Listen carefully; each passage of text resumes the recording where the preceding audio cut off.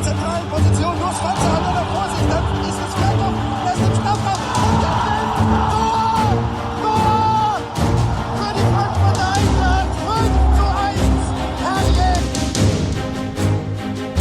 Hi and welcome to the German Fußball podcast. I'm your host, Markus Fjortoft, and in person here today with you, Dad, with the DDR shirt. We'll discuss that, but I must first, as manners persist, I must introduce our guest because we have the enigmatic, the legendary Derek Rae, part of our half-season review. First of all, Derek, thank you so much for coming on, and I hope you're well. How's the off-season treating you, I guess, one day in?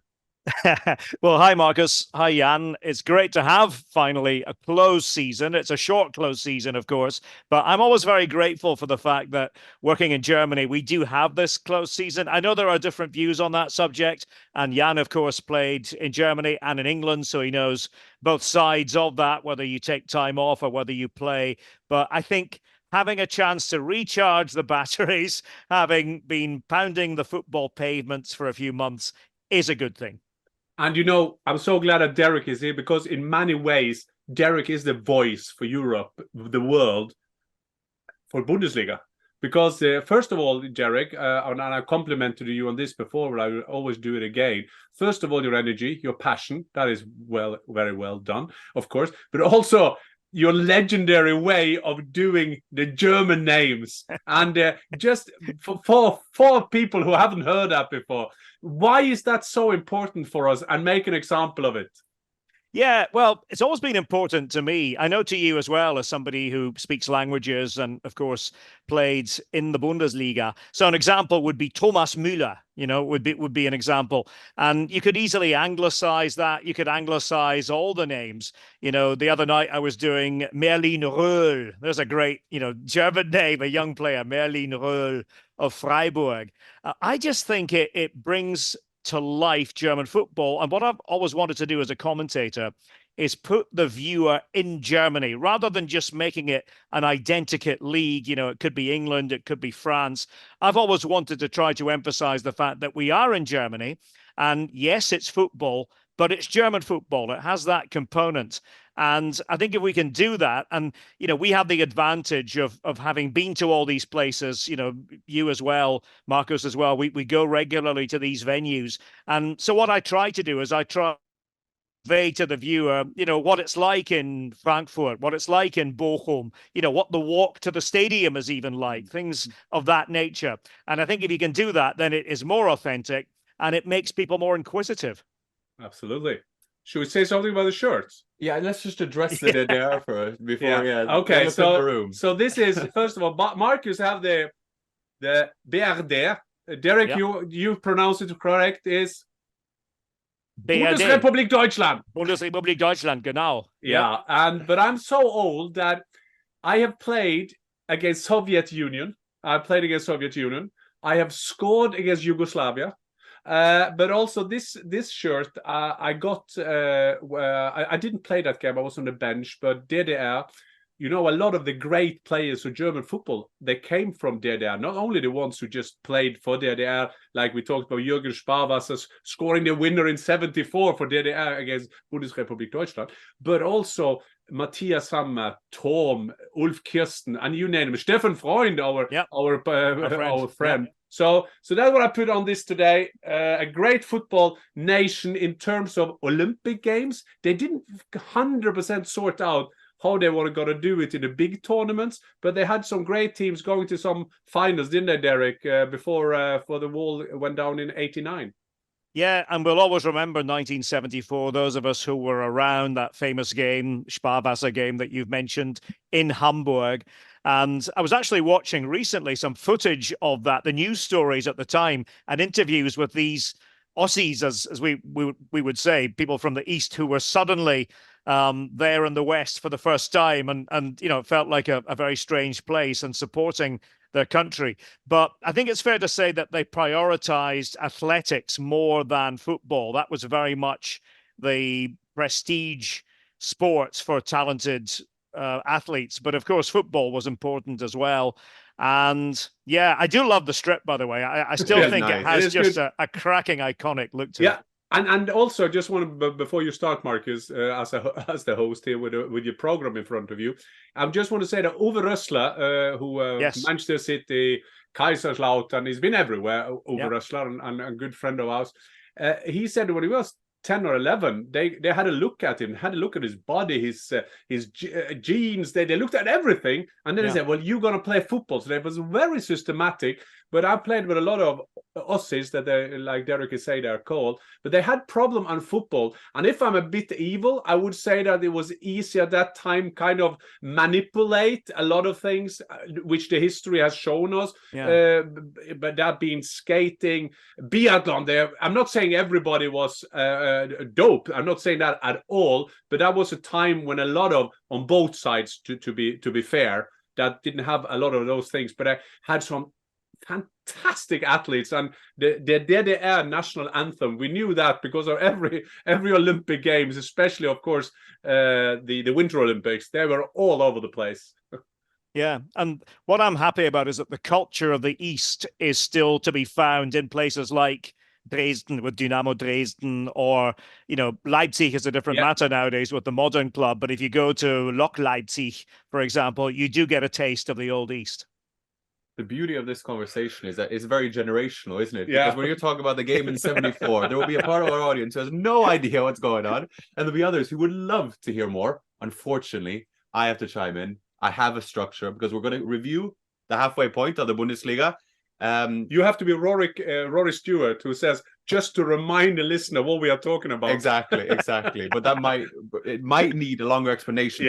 Still, we're going to go through the season. The way I like to structure it, gents, is we're going to go through a bit of player, but also team. So, and then we can have a discussion around that. But I guess where I'd like to start, and we can do it in terms of, I don't know, age, beauty, whatever, in terms of player of the season. And there will be some more pronounced candidates, but within that, there's obviously the team to discuss as well. But Derek, how about you start us off? What would your player of the season be? This is going to be an interesting discussion between the three of us, because I imagine we're probably all on the same wavelength, but I have a feeling we might go for different players. So I'm going to be curious. But you've asked me first, so I will dive right in.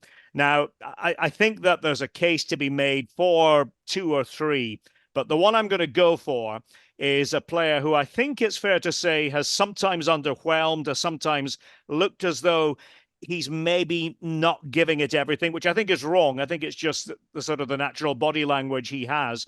And that player is Leroy Sané, who I think has been just splendid, more or less from start to finish in this campaign. I think in the past, we've always talked about little waves with Sané, 3 or 4 games where he's unstoppable. And then, inexplicably, he disappears from games and we're asking questions about him. And, is the mental side of his game right? But he's been completely focused and has delivered pretty much every time. And I think the other player in the conversation for me is Harry Kane with Bayern, if we're talking about Bayern. And I think he has made Leroy Sané better. I think and I use a German word here, the Zusammenspiel between the two of them, the two of them combining together. And obviously they do it in training at the Zebener Strasse and have been working on that. Harry Kane has been a very positive influence on Leroy Sané, and we're seeing the best of Sané. So in a close race, my vote goes to Bayern's Sané. Well, if I go second, and Marcus, we have to turn it around. Absolutely. Because then you can start with the next one. But I'm with you with Leroy. I've always liked him, also as a pleasant guy to interview. A lot of people say that he is arrogant. He's not at all arrogant. He's a very modest guy. I played against his dad, so that means I'm a bit older. When he played most famously for Wattenscheid. Sein father, his father. But I will go on the strikers union. I will use Harry Kane. And Harry Kane, not only is he on course to break an unbreakable record, Robert Lewandowski with 41, who then broke another record that is never going to be broken, Gerd Müller, just shows you everything. He got 21 goals now. And I wanted to use the same argument really as Derek did, because I think one of the main things for Harry Kane, first of all, he's a very good lad. He is a good lad. I like the way that he left English football just to get some time and adventure, do something else. at the end of his career. I'm not saying that this is the end of his career, but it's getting closer. Taking his family to Munich, doing that, I think that will even make him a better player, but I also think it will make him a better human being, a better father, a better husband. And talking about having time off, I saw an interview now with Harry Kane, how pleased he was to have Christmas off, because that will be the first time he's done that in his life, I guess, since he was a youth player. So for me, Harry Kane, just showing all the kind of goals that he can make. The last one now against Wolfsburg, it's like the technique he's using is David Beckham. For younger viewers, no, Marcus, everybody will know. He was a 74 reference. Yeah, it was a 74 reference. But for me, it's Harry Kane, Marcus. I mean, it's hard to dispute that. And also, I think credit to what you said, Derek, as well, about the ability, not only we talk about managers making players better, but when you as a player make your teammates better too, which is part of Harry Kane's strength. I obviously have a list in case these things are mentioned. Okay. So I have a few backups. But I think when we were discussing player of the season, with the way that Leverkusen have been doing, it'd be unfair of them if they didn't at least have a candidate. There are a lot of good candidates, obviously, but I must go for our Norwegian friend, in a way, Victor Boniface. Yeah. And that's 10 goals, but also 7 assists. And to be able to be a goal scorer, but also provider, and a route in which is seen him go through Bodø in Norway, which for those on not too familiar, it's cold, astral. It's where Santa Claus was. Yeah, basically. And you had a nice anecdote with that, which we touched upon in a previous episode. But I think Victor Boniface has been so integral, going to the African Cup of Nations now as well. Other candidates would be Wirtz, obviously. You have Grimaldo, Frimpong. We'll touch upon those, but I think, we're touched upon the attackers who tend to steal the plaudits. I think Victor Boniface deserves a shout. That's a good choice. Moving on to breakout player of the season. I wanted to include that category because we tend to look towards the bigger profile players, right, Derek? And I think there's always a good story. And for me, I really like the story of Deniz Undav. A late bloomer, which I can identify with, but 27 years old and kind of really pushed himself into the fore now at that ripe age of 27. He went to Brighton of Albion, but when he was at Brighton, that was only his 3rd season as a professional. That was in 2020. A lot of experience from the amateur side of football. And then you suddenly get a breakthrough and then you go to Belgium. And I guess my point being is that you're a result of your circumstances. It might not be the right move for you somewhere else and what have you, but really pushed himself forward. Stuttgart played with only one striker, with Gersi, who we also would be a worthy candidate in terms of player of the season. And now they play with 2, and Undav is now an outside candidate. I feel like everyone is, Derek, in terms of the Germany squad and who can be the savior. But even still, Deniz Undav has 9 goals to his name, and he's a bit of an unknown and someone to look out for. I like that, and I also like that the fact that Fulkrug has shown to be a late bloomer. And we can talk a lot about the German national team. I think we have to have a special episode on that one. But Undav could play a role at the Euros. I like his presence as striker. He's there. He's one who take no prisoners. He's there on the pitch, and I like that. So Derek, you go second then. Okay, so breakout player. Doesn't necessarily have to be somebody young then. It could be somebody who's just arrived in the Bundesliga, even though he's maybe performed at a high level elsewhere. So if that's the case, I've got to cast my ballot here for Alex Grimaldo of Leverkusen. Now, again, we've known about Grimaldo. We've known about his ability to score from free kicks. I think that was very much heavily advertised before he arrived in Leverkusen. But I can't remember the last time a team that had a problem in a particular position, solving that problem in one fell swoop with a bargain purchase. You've got to, I think, call Grimaldo that. And he has just surpassed all expectations. He's become, the most formidable player in that position on the left for Leverkusen. And, we've seen it time and again. We've seen teams almost panic giving away free kicks when it's in that Grimaldo zone, because we know that he can score with such style. It's not just his dead ball ability either, though. He can go up and down the pitch. As I said, Leverkusen were in trouble in that position. It was really the one area prior to the season. Remember when Mitchell Bakker was there, you never quite knew what you were going to get. And now they have a really top quality replacement, part of a team that I think is as close to perfect as we've seen from a team in Germany for a long time. And I include Bayern in that because, for the life of me, I look at Leverkusen now from top to bottom, and they used to have these Baustellen, these, construction zones within the team to go with players who were absolutely perfect for them. But now under Xabi Alonso, it's just, well-nigh flawless, well-oiled machine. And my hat is off to Grimaldo. I've loved watching him.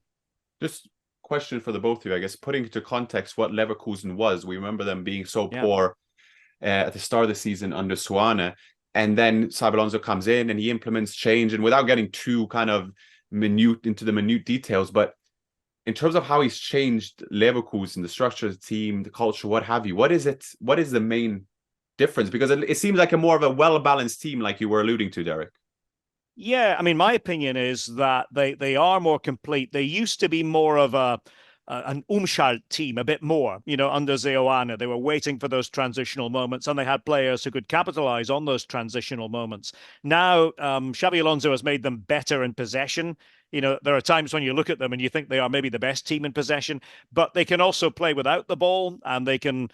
Remember, there was a game against Union recently where I thought they weren't that amazing with the ball. They were good, but it was without the ball, and it was the pressing game and forcing errors that really did the job. So that's the thing. They can win in a number of different ways now, whereas it used to be, okay, they have to play a certain way, and it was often on the break and doing things that way. But then they would struggle and they would lose silly points. And we saw that at the end of Seoane's time in charge. I thought he started quite well as coach, but couldn't complete the job. But for whatever reason, sometimes it just comes down to a fit between a coach and a particular group of players. I don't think we should underestimate Xabi Alonso and his magnetic personality, his credibility within the game. I think all those players, I'm not saying you don't look up to your coach. You do, I'm sure. But when it's Xabi Alonso, you've got that extra little bit of respect for him because you know what he's done. And what a remarkable job he's carrying out there in Leverkusen. I also often use the metaphor of colleges or universities that when you develop a football player, you have to find the right university to develop. And the teacher is very influence of you. And I was thinking of the film Dead Poet Society, when Robin Williams playing that film, how he kind of get the pupils to believe in his thoughts and all that kind of things. And when I see Alonso, it's kind of strengthened my point of how important that is to have a coach that influence you. I mean, I had that in the 90s with the Norwegian national team suddenly started, as Derek is talking about, when it's just the mixture between the team and the coach just fits 100%, and you have no idea why, but it just does. And you can see that with Leverkusen at the moment. And when you were talking about Grimaldo coming there, I mean, what a luck that is, or a luck or a good timing. You come to a coach at the right time, because that has nothing to do with age. You can always develop. You can always learn something in football. And sometimes you're getting more and more. The more experience you get, the more you have been in the different situation. As a striker, you do that all the time. The reason I was a quite good goal getter is that because I had been in this situation and I was thinking of the situation all the time. And Alonso is a fantastic teacher in the college of Leverkusen at the moment. So, but my last, I mean, it's hard to argue against you newcomers. But then I will go to a player. It's not very typical signing of a club. And I'm going to Leipzig. I'm going to Leipzig, where they usually said, well, we're going to have players under 23. They're going to be quick and this and that, and they're going to belong to us, and we're going to develop them, and then we're going to sell them for a lot of money, as they did with Szoboszlai and so many examples. So Xavi Simons, is that right? That's Derek, not me. Yeah, I'm looking at you. Yeah, he's a Dutch guy, isn't he? So but. The reason I'm doing it, first of all, he's a great footballer, but it's also another thing that people should think of. He's come from PSG, so he's on loan, so it's not very typical kind of business of Leipzig.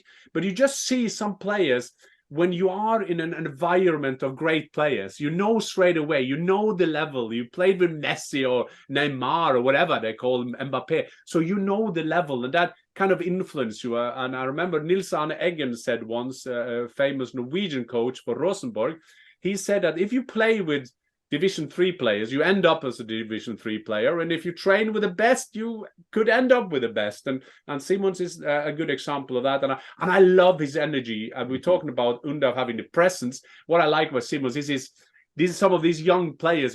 He's so contagious, also for the fans and commentators to see them play football.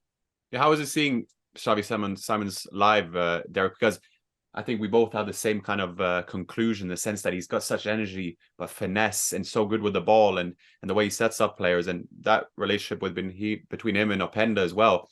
There was just such a real dynamic kind of feature to his play, but also to that front line. Yeah, I remember being in the stadium in Munich for the DFL Super Cup. Oh, he was excellent in that game, wasn't he? Bayern. Yeah, and that was the first real glimpse that German fans had of Xavi, and immediately thought, wow, this is a find. This is somebody who's going to flourish in German football. And he is so hard to contain, and he's unpredictable, a little bit old school in that sense. You never quite know what he's going to do. He's not a structured footballer as such. He's a bit of a street footballer, you feel, watching him. And I think his qualities have really helped Leipzig, and he's only going to get better. And the question is, somehow are they going to be able to keep him in Leipzig beyond the season, because it's a 1-year loan deal at the moment without any provision for it to be extended. But we know these things can change in football. It's always the art of the possible, isn't it? And also what it speaks against that is that PSG also in a transformation. They want to have young players in there, and maybe this is the way they're doing, and they take him back and being a central player for them. I was funny when you said he's a bit unstructured, because one of my colleague Glenn Strömberg, the Swedish maestro, midfield maestro, he played with a striker called Johnny Ekström. And they used to say, and I've used this phrase before, but I still love it. And he said, Johnny Ekström had no idea where he was running, but thank God Glenn Strömberg knew. Yeah. So he put the ball exactly where he thought he was running. And I like that. And I like also like Marco Rose or other managers that kind of get them into a team. They find, because football is so structured now, but you, in a structured way, you find a place for an unstructured player. I like that. Yeah, and I think, to an extent, talking about Scandinavian player who's leaving, Emil Forsberg has some of those qualities too. I think there's always been excitement when he's been on the ball. As I said, he's leaving, and Xavi's the new generation at Leipzig, but it's the same sort of principle, isn't it? Absolutely. Moving on, I have to be this guy. I'm sorry, but we're on to the next one. So I'm starting now. Then. Well, I'm going to couple up. I'm going to do most improved team, because it talks about a development of team. I want most improved, but also most underwhelming, most disappointing team of the season so far. Okay.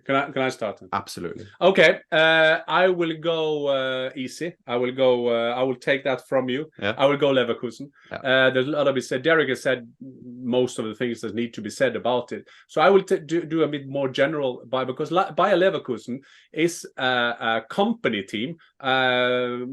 Like Wolfsburg started with Volkswagen, and Leverkusen, and the Bayer sign, if you see that on every pill you will have or any cream you will have, that is Bayer Leverkusen.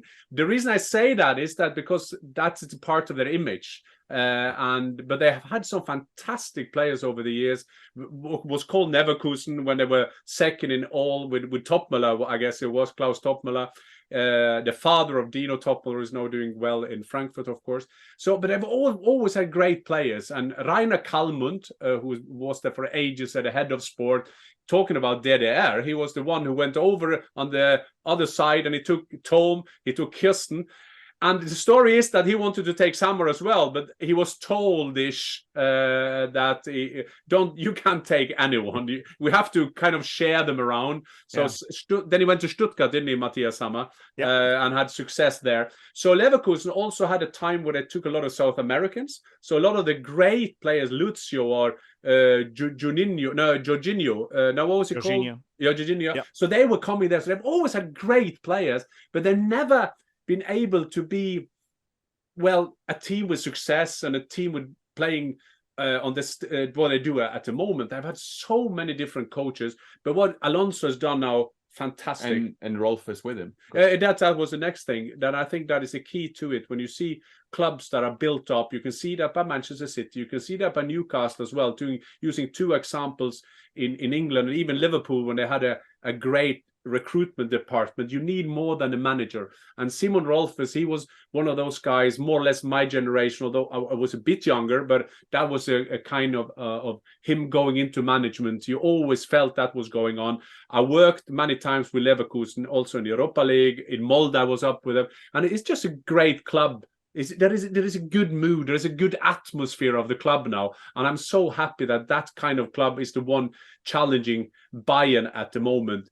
As for the club that is been, I mean, I will leave Union Berlin guys to you guys. So I will say Mainz. They've been very in the terms of I was a big fan of Bo Svensson. I liked him. He was a good guy.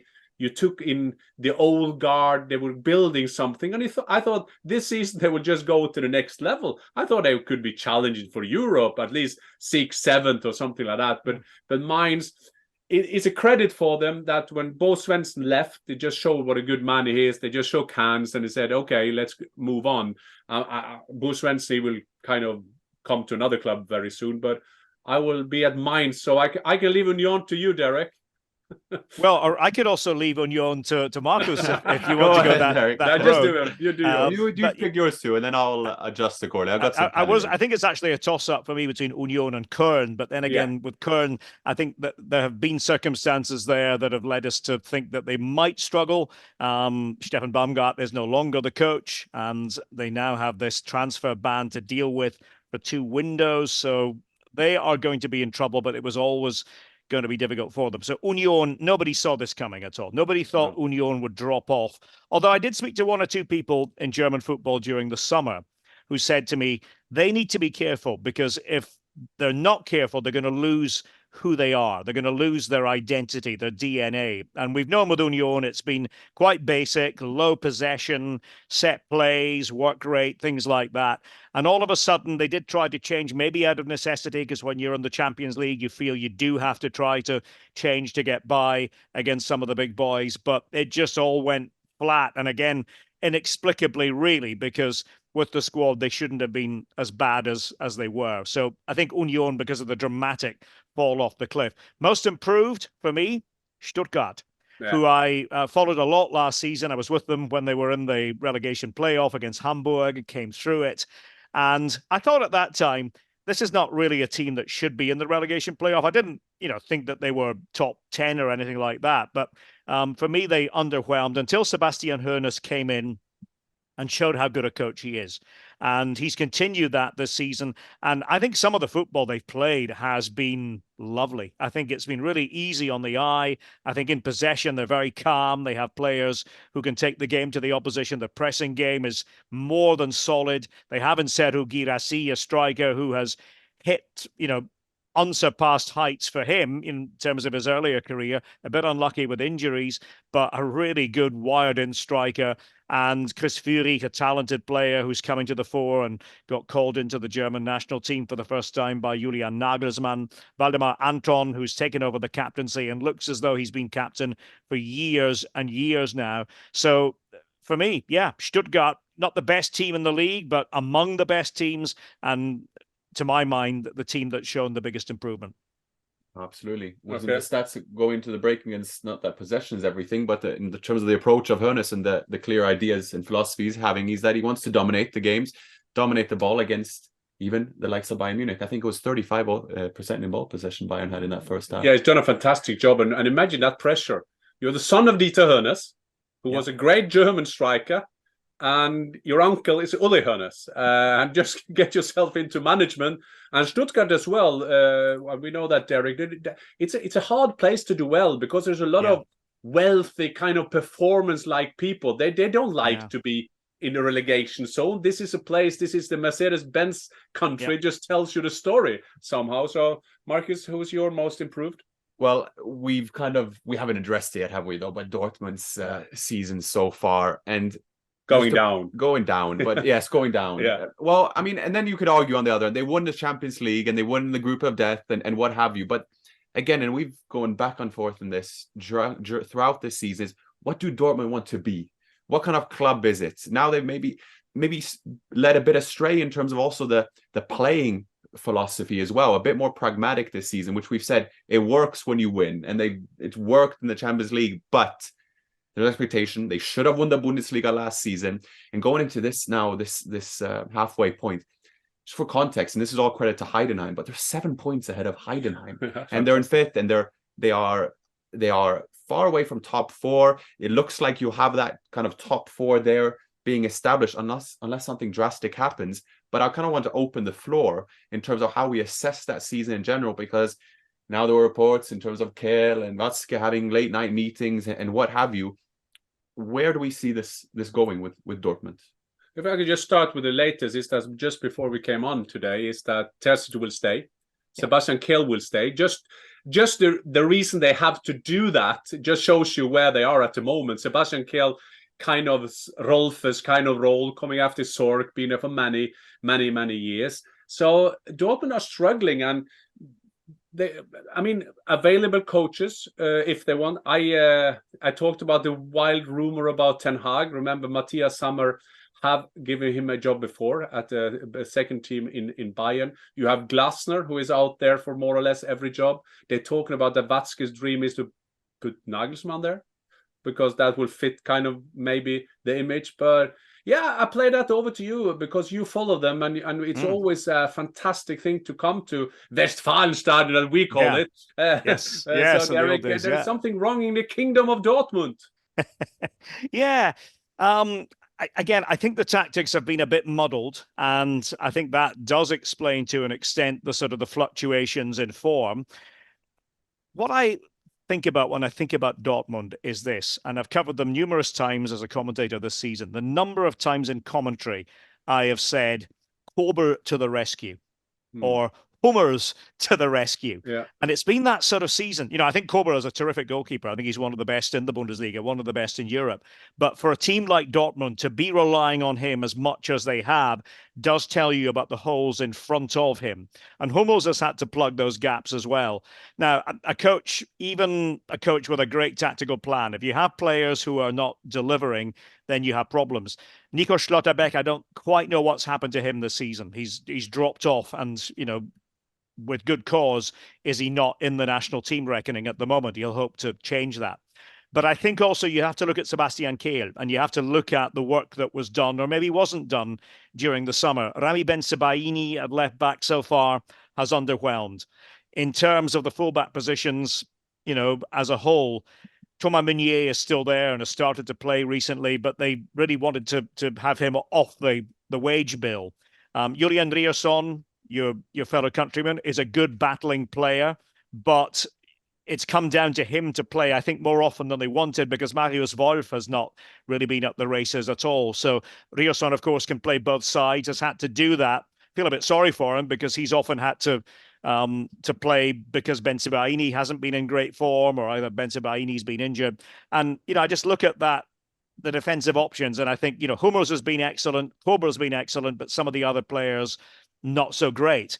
And then, higher up the pitch, they're still relying on Marco Reus. Should there have been a plan to sort of not phase out Reus, but to make him more of a bit part player along the lines of what's happening with Thomas Müller at Bayern now? Müller is still there, still a special player, still times when you need him, but he's not the sort of the be all and end all in terms of the focus and attack. And I still feel that is the case to an extent with Reus. Julian Brandt can turn it on, but sometimes can disappear in certain big games. I do like Niklas Füllkrug. I think he has added something, and also some seniority off the pitch. I think he's thoughtful in terms of the interviews he gives, and I think what he says is usually quite intelligent. But I think the mix is wrong, and I think, you can look at Edin Terzic, but you do have to look at the work of the sporting division, and I feel they have not kept pace with Bayern and especially Leverkusen these last few months.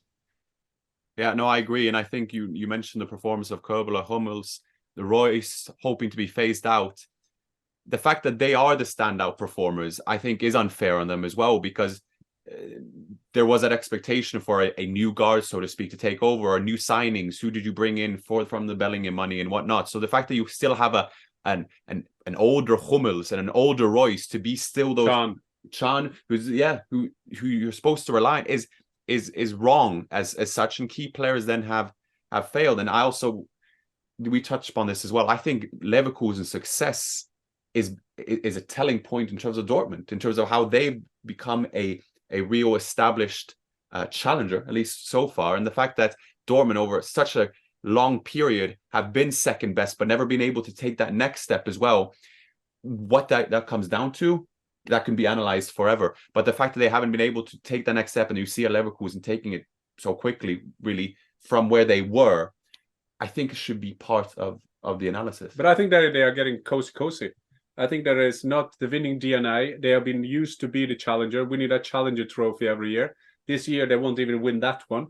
You see that there's some stupid comments coming out of there when Erling Haaland was there as well. Yeah, but he's scoring the goals, but there's always a but. When Bellingham left, yeah, he was a great player, but didn't he go on his own to the yellow wall after game? And stop doing that if you're going to be a top club.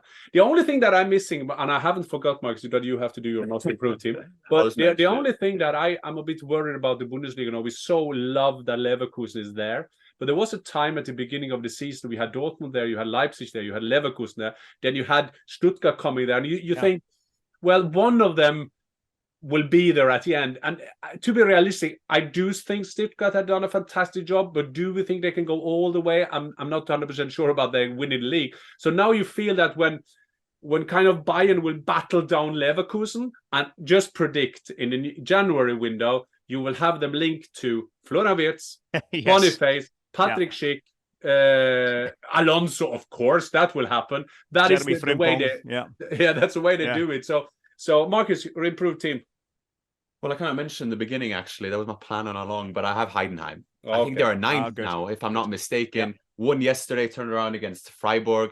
But what a fantastic story. We talk today, reports come out from the Super League, and we have all that talk. But then we have Schmidt and Heidenheim, the first time they are in the Bundesliga, in that little intimate stadium. I don't know if have you been there commentating yet, Derek? Yes, and actually I was commentating on the last game of the calendar year against Freiburg, which was just Heidenheim's 2023 in microcosm. Brilliant. No, exactly. And you can put it in it's a stadium. Tell us about the stadium. Yes, please. So the stadium is 15,000 capacity. They hope to increase it to 25,000, come what may, whether they stay in the Bundesliga or not.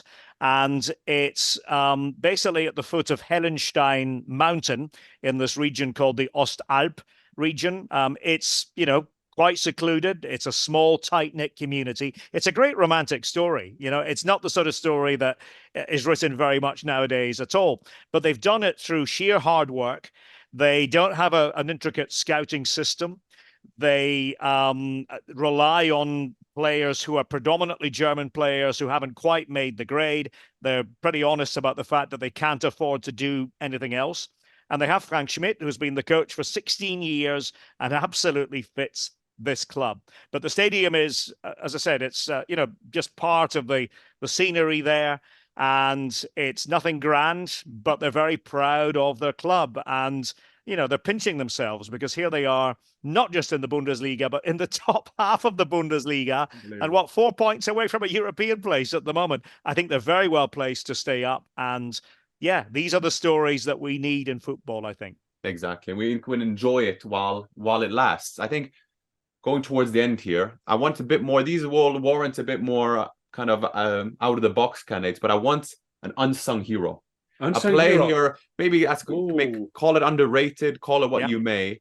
Okay. I think what I would say my unsung hero, as I find my list here.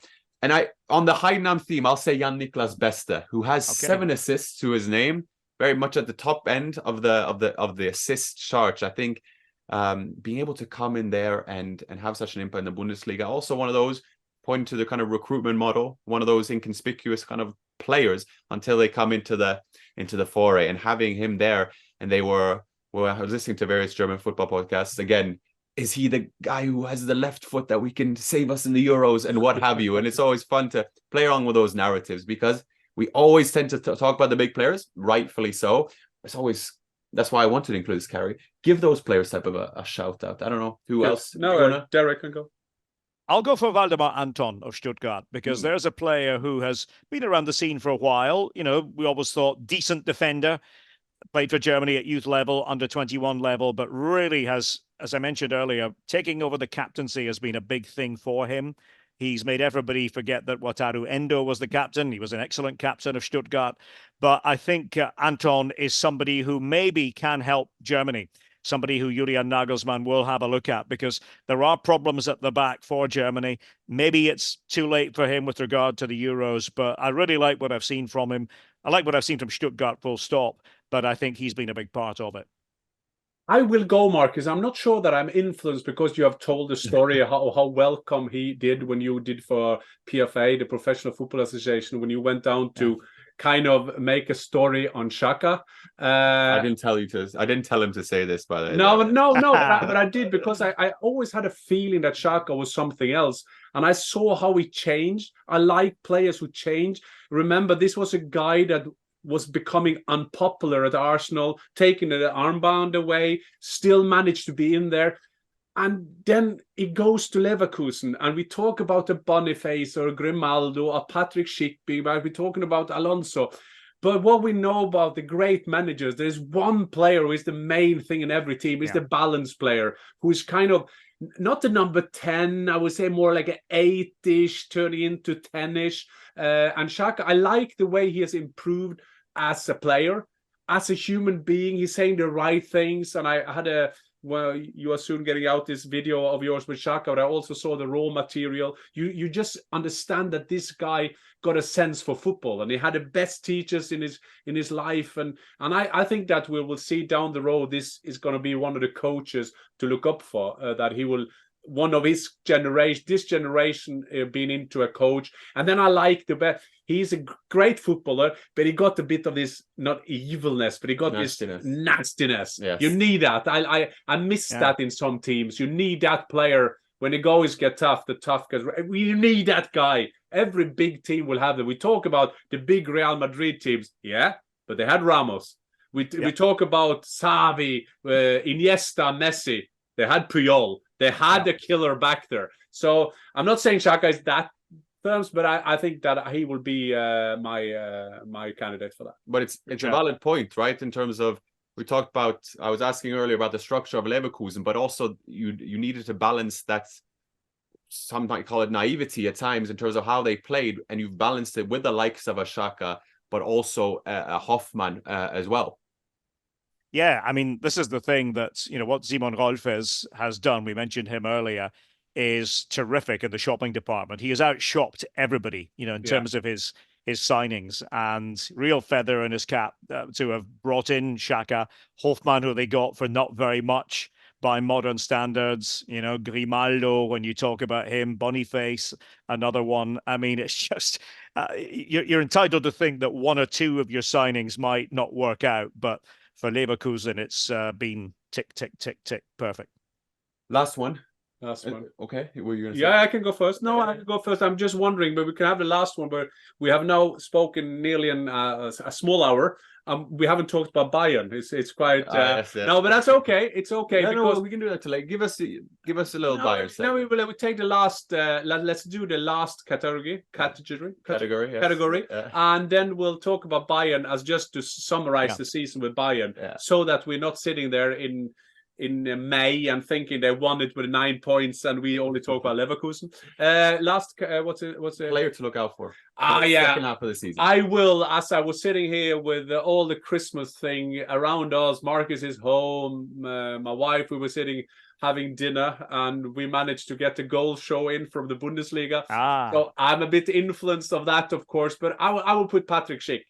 I would like to have him in there, because talking about signing new players, he is like a new signing.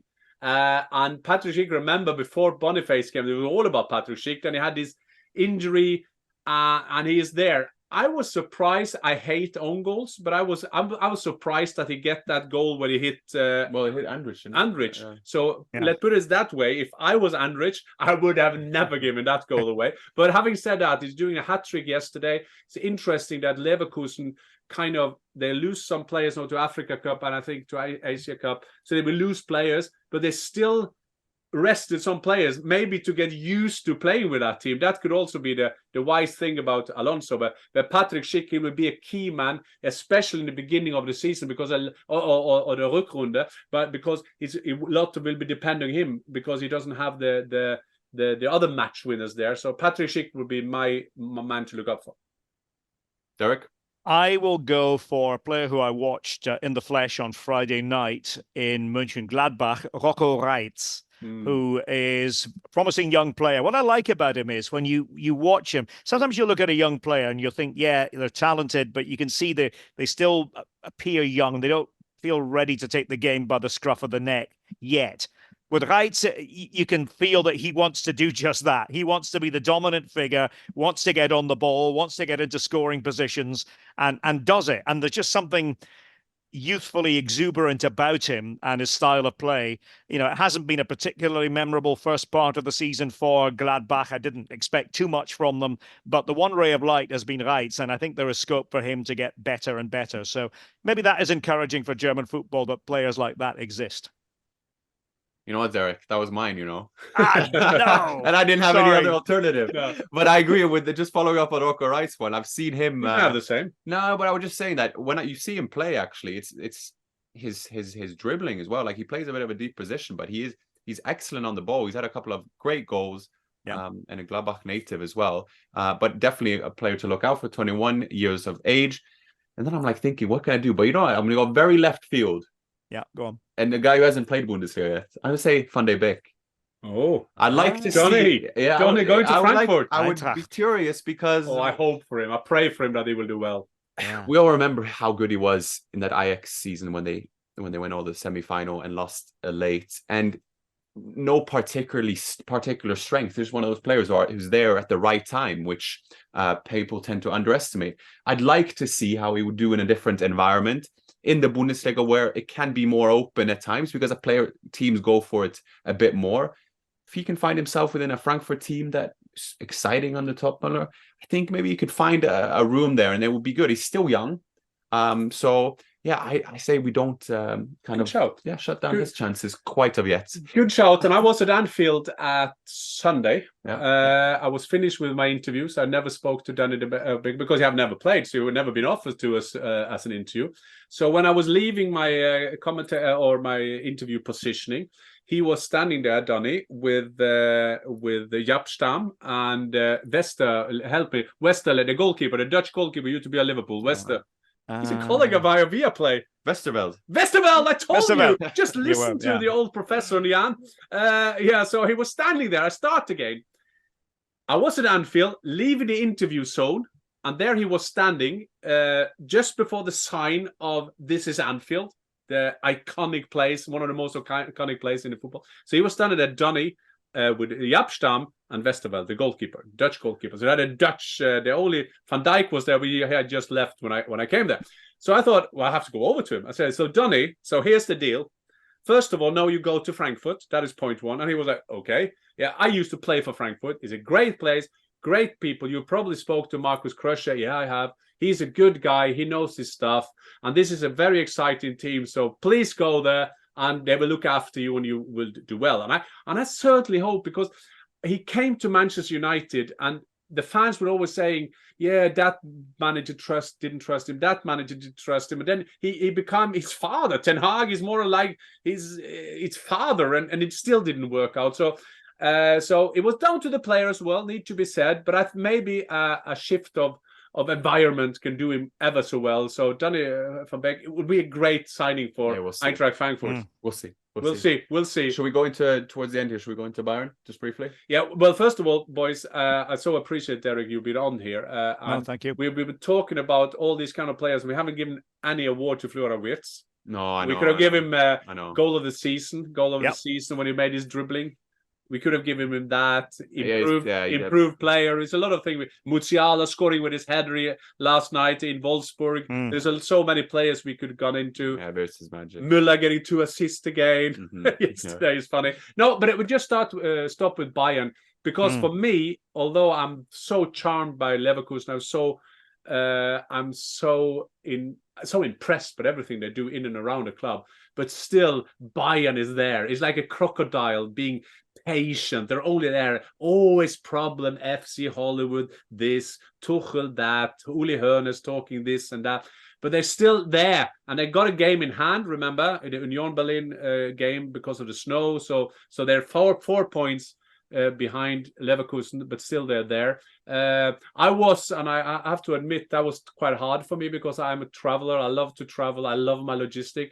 So on Monday, I could have been in Austria. I could have been in Salzburg in a TV program with Christoph Freund and Uli Hoeneß. I would have loved to do that, but I had to go home to say hello to people. so I did that. But Uli Hoeneß again, delivering things, saying this, saying that. So I think that the winning DNA that is in and around the club kind of pushed them forward. If they win against Union Berlin, still 1 point adrift, and they got Harry Kane, and that player who scores you the 1-0, very underestimated skill. I always say that because people underestimate that you can have strikers who score goals, but you need that man who scores that 1-0 because then it's open up. You can do more or less your game. So Bayern the crocodile, Derek.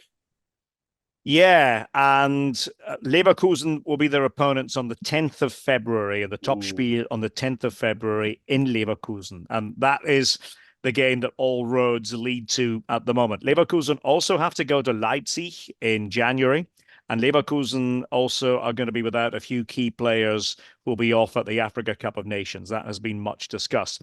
On Bayern, I think that they have actually played some very attractive football at times, not as attractive in other games.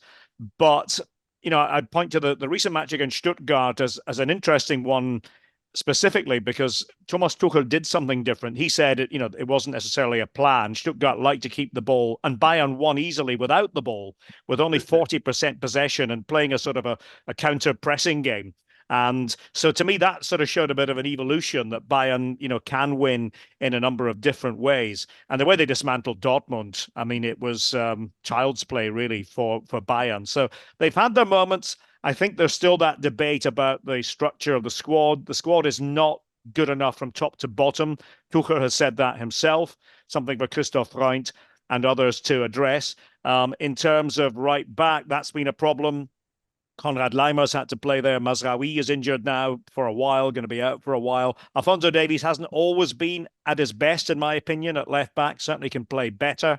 Rumours, of course, about Real Madrid, and they're not going away. And De Ligt has been out, so it's been more or less Upamecano and Kim in most games recently. And they're sort of paying the price for, a bit like Dortmund, one or two things that they didn't quite get right on the sporting front. And, there's still that talk about the holding six, which is a new term in German football. They want to bring in, or Tuchel certainly wants a holding six, and we thought that was going to be Palhinha. Didn't work out. And so we'll see what they do there, but they have a very bright young player in Alex Pavlovic. Whether he's ready to play week in, week out is a different matter. But one or two holes there for Bayern, but they tend to be able to overcome the difficulties with their attacking game, with Harry Kane, with Leroy Sané, with Musiala when he's fit. He's been a bit unlucky with injuries. Müller is there as well. Coman, who's injured as well right now, but will be back, Bayern hope, in the new year. So yeah, Bayern are still the favourites. I don't think anybody would say otherwise, but it's going to be intriguing between them and Leverkusen. I don't think anybody else will be in the title running this season. There's always a tendency when we tend to doubt Bayern, they always tend to just give a little reminder. If they were under pressure against Dortmund, they dismantled Dortmund. They're under a bit of pressure in terms of Stuttgart, they beat them 3-0 at home. I think we can't count. Be like this since we've been going back. Exactly. We started with the age that me and Derek talked about first to 74. They were always good. That is so influenced my football life. The first game I remember at the national level was the World Cup final 74, filled up with Bayern players, winning against the mighty Johan Cruyff team. And then they beat Leeds United in the 75 final. They're always there. Yeah. They're always there. But Derek, I would like to thank you for being on. That is a great pleasure and an honor for us.